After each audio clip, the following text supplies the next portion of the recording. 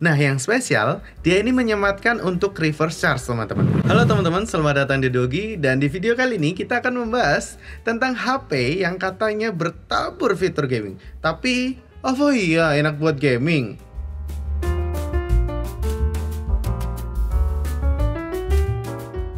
Ya, dan HP ini adalah Tecno Pova 6 Pro 5G, teman-teman. Bener banget. Kita akan melihat ya, apakah benar-benar bisa untuk gaming atau hanya sekedar gimmick saja, teman-teman. HP, ya pembuktiannya nanti kita akan lihat dari segi spesifikasi, plus minus, dan juga kamera tipis-tipis aja. Sebenarnya Pova 6 ini udah rilis dari beberapa bulan yang lalu, sekitar Maret atau April ya, teman-teman. Kalau teman-teman tahu, silahkan komen ya. Cuman kalau yang untuk seri Pro 5G-nya ini, rilisnya itu di bulan Agustus, teman-teman. Bener banget, baru beberapa hari yang lalu. Dan rilisnya ini tuh ada di harga 3,3 juta. Bener banget. Cuman karena kemarin baru rilis dan banyak diskon nih, saya tuh dapat di harga 3.080.000. Dan beberapa ada sih yang dapat di 2.900.000-an. Atau ada yang lebih murah. Kalau ada, tulis di kolom komentar ya. Itu dari segi harganya, teman-teman. Spesifikasinya banyak sih upgrade-nya. Dari yang pertama, layarnya AMOLED 120Hz dan nits-nya sendiri ada di 1300. Kameranya masih sama, ada di 108 megapiksel dan dua kamera tambahan. Bener banget, dua kamera tambahan. Ada di depth sensor untuk bokeh-bokehnya, ada di 2 megapiksel, dan ada AL ya, auxiliary. Ya, untuk lensa auxiliary-nya itu ada di 0,08 megapiksel. Itu kecil sih sebenarnya. Nggak tahu ini berguna nggak sih kalau tanpa lensa makro. Kalau ada yang tahu silahkan komen juga ya di bagian bawah. Chipsetnya yang dibawakan upgrade ya, menjadi Dimensity 6080, teman-teman. Fabrikasinya ada di 6 nanometer, benar banget. Android bawaannya di Android 14 dan OS-nya adalah HiOS 14. Ya, benar banget. RAM yang diberikan ada di 12 GB, bisa di-extend sampai 12 GB juga. Totalnya 24. Enggak juga sih, sebenarnya RAM-nya cuma 12 aja. 12-nya itu untuk tambahan aja gitu ya, makan dari storage-nya atau ROM-nya, seperti itu. Ketambahan juga untuk ada NFC-nya juga ya, tentu ya. HP Tecno ada NFC-nya. Dan untuk baterainya sendiri ada di 6000 mAh. Gede banget ya, badak banget. Untuk pengecasannya ada di 70 watt, teman-teman. Dan dia dibekali dengan reverse charge 10 watt. Speakernya sudah stereo. Dan yang unik ya Pova sih, dia masih menyematkan untuk jack audio 3.5 mm, teman-teman. Bener banget, mungkin karena untuk gaming kali ya. Lalu ada juga sensor-sensornya lengkap, dari fingerprint under display, Wi-Fi, Bluetooth jelas ada, accelerometer, gyro, proximity, kompas, semuanya ada. Ya, secara spesifikasi ini HP oke dan bagus sih dengan harga yang diberikan. Apalagi lagi banyak diskon. Tadi di bagian spesifikasi ya teman-teman. Sekarang kita akan masuk ke bagian plus dan minusnya. Untuk kelebihannya dulu kali ya. Untuk kelebihannya, yang pertama adalah dari bagian baterainya, teman-teman. Bener banget. Dan daya pengecasannya. Untuk baterainya sendiri tadi kan saya bilang ada di 6000 mAh. Badak banget ya. Nah, yang spesial, dia ini menyematkan untuk reverse charge, teman-teman. Bener banget, reverse charge untuk sharing daya seperti itu. Walau belum ada wireless charge-nya, cuman ketika ada reverse charge, ketika teman-teman punya dua HP gitu ya, dan HP satunya ini low pad, HP ini tuh bisa power sharing menggunakan 10 watt-nya tadi gitu ya, reverse charge-nya. Dan fitur yang menarik lagi adalah bypass charging, teman-teman. Bypass charging ini apa? Kalau teman-teman tahu, saat teman-teman pakai HP-nya dan sambil dicas, ketika fitur bypass charging ini diaktifkan, dia akan langsung mengambil daya yang dia serap dari chargernya, seperti itu. Jadi untuk baterainya itu dilewati saja, seperti itu. Nah, itu keren banget ya, maksudnya itu tuh berguna banget nggak sih untuk HP yang katanya HP gaming kayak gini. Untuk kelebihan yang kedua adalah di Dynamic Tech Design with Dynamic Light Effect. Ya, itu apa? Itu adalah lampu yang menyala-nyala ketika teman-teman pakai HP-nya saat ada notifikasi telepon, saat ada teman-teman misalnya pakai untuk gaming dulu gitu ya. Lalu ini bisa sih dinyalain party mode gitu ya. Itu tuh lampunya tuh oke banget dan satisfying banget gitulah. Ketika teman-teman pakai di tongkrongan itu nyala tuh keren lah. Kelihatannya tuh kayak, "Wih, HP gaming banget woi." Nah, ya kali sih. Keren gitu. Dan yang spesial lagi karena POVA 6 ini kan nih dari boxnya sendiri kan dia sudah berdesain Free Fire gitu ya. Nah, kalau teman-teman main game Free Fire menggunakan POVA 6 Pro 5G ini, itu tuh ketika teman-teman menembak musuh gitu ya, itu tuh dynamic light-nya itu akan mengikuti sesuai dengan teman-teman pencet tembakannya seperti itu. Menarik banget gak sih? Cuman setelah saya coba sih kayaknya cuman bisa di Free Fire deh. Kayak coba di CODM dan lain-lainnya kayaknya belum bisa. Kelebihan yang ketiga adalah ya untuk gaming tuh enak banget teman-teman. Ya gimana enggak ya. Tadi sudah pakai Dimensity 6080 yang fabrikasinya 6 nanometer. Itu tuh chipset yang cukup baik ya. Dan RAM-nya itu loh teman-teman, hanya dikasih satu pilihan, yaitu 12 GB. Dan dia bisa extend sampai 12 GB juga. Jadi untuk main game tuh enak seperti itu. Apalagi layarnya itu sudah ada 120 Hz-nya. Ada otomatis ya, bisa dipilih 120, mau 90 atau mau 60 yang hemat daya itu bisa. Cuman selama pemakaian saya selalu mengaktifkan untuk 120-nya untuk experience saat main game aja sih. Nah, tadi kan ada extend 12 GB makan ROM-nya gitu, makan storage-nya. Nggak perlu takut. HP ini untuk SIM-nya itu udah bisa dual SIM dan ada micro SD slot, teman-teman. Bener banget, bisa ditambahin micro SD slot sampai 2 TB.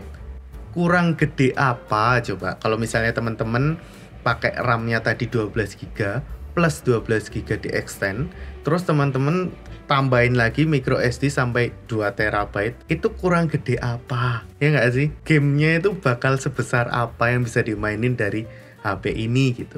Saya tuh pengetesan CODM bisa sampai medium high, Genshin sampai lowest aja sih teman-teman. Ketika saya naikkan ke low dan ke atasnya gitu, dia langsung tidak bisa membaca gitu ya.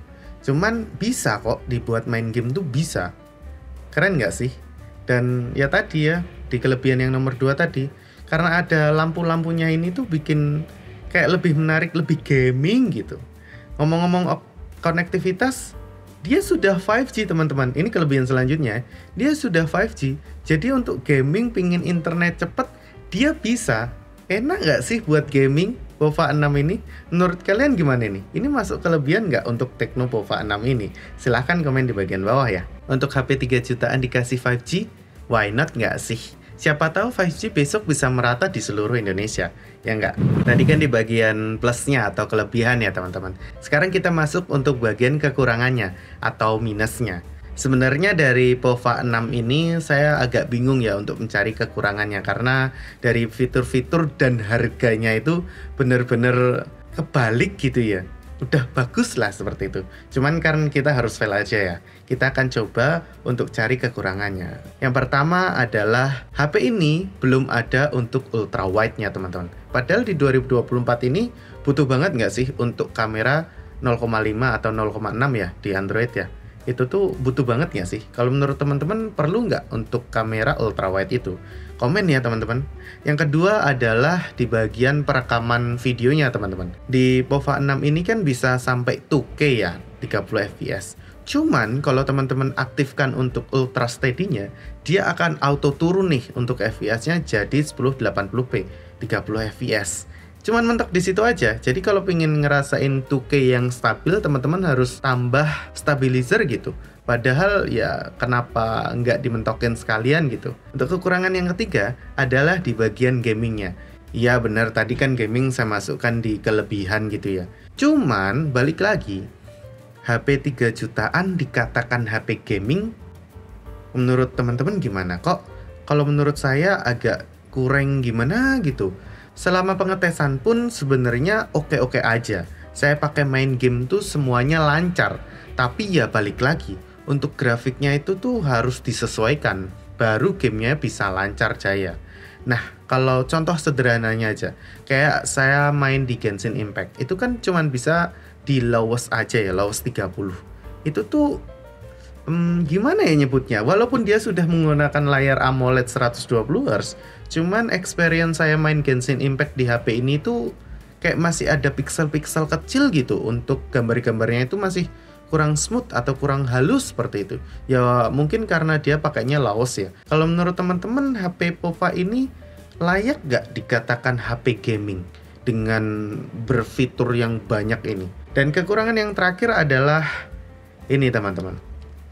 Ini tuh mudah banget untuk nempel sidik jari.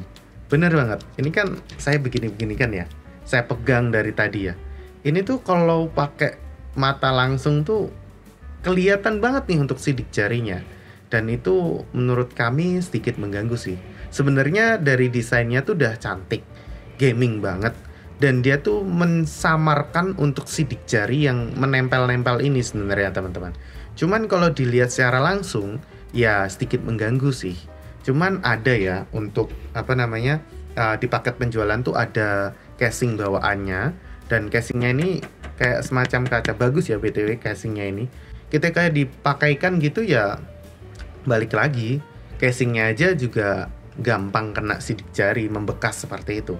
Jadi saya masukkan ke bagian kekurangannya.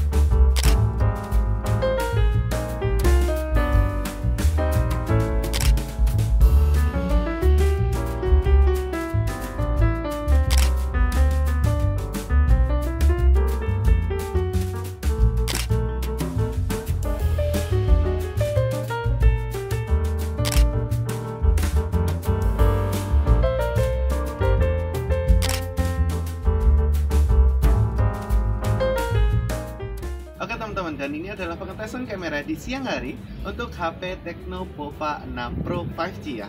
Ya, untuk resolusinya sendiri ada di 2K 30 fps teman-teman. Gimana nih menurut teman-teman? Ini untuk kamera utamanya ya, 1 kali. Kalau menggunakan software 3 kali menjadi seperti ini.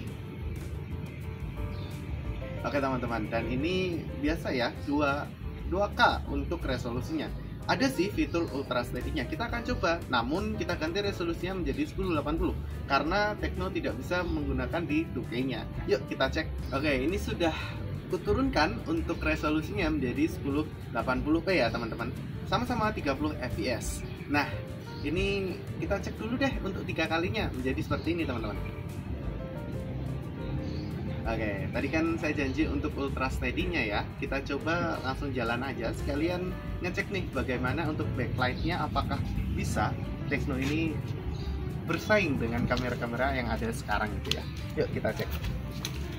Nah, kalau di sini kebetulan lagi ada matahari, bener-bener langsung ada matahari ya teman-teman. Apakah dari POVA 6 ini berhasil untuk menangkap dengan jernih, atau malah dia kalah dengan sinar matahari yang ada persis di belakang saya? Gimana menurut teman-teman? Silahkan nilai sendiri ya. Sekaligus ngecek ya untuk audionya, perekaman suaranya, apakah Tecno POVA 6 Pro 5G ini oke atau tidak? Silahkan nilai sendiri. Oke teman-teman, dan ini adalah pengetesan kamera di malam hari untuk POVA 6 Pro 5G ya. Saya dikasihkan lampu nih. Untuk resolusinya sendiri ada di 2K 30 fps teman-teman. Ini 1 kalinya ya. Kalau 3 kalinya menjadi seperti ini. Nah, ini kan dekat dengan lampu ya. Bagaimana kalau jauh? Yuk kita menjauh dikit nih dari lampu.